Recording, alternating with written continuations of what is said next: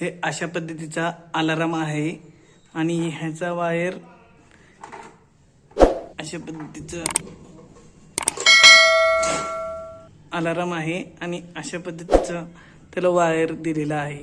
ह्याचा कनेक्शन आपण ह्या स्टार्टरच्या ह्याला जोडूया आणि ही जी आपण टाकीमध्ये ह्याचे 2 कनेक्शन वायरमध्ये DC कनेक्शन आहेत, हे आपण आपल्या टाकीमध्ये सोडूया। सध्या आपण वर आलेला आहे आणि अशा प्रमाणे आपले टाकी आहे, तर त्या टाकीमध्ये आपण अशा प्रकारे कनेक्शन DC कनेक्शन दिलेलं आहे।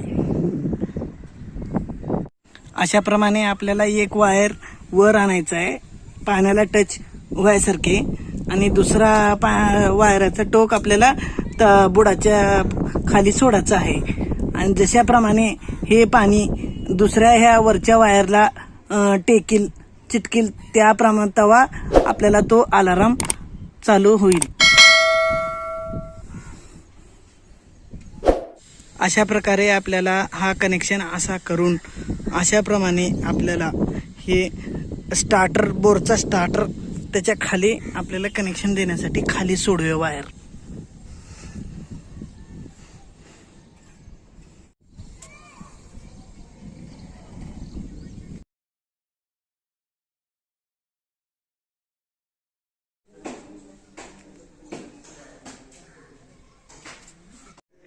अशा प्रकारे आपण कनेक्शन केलेला आहे।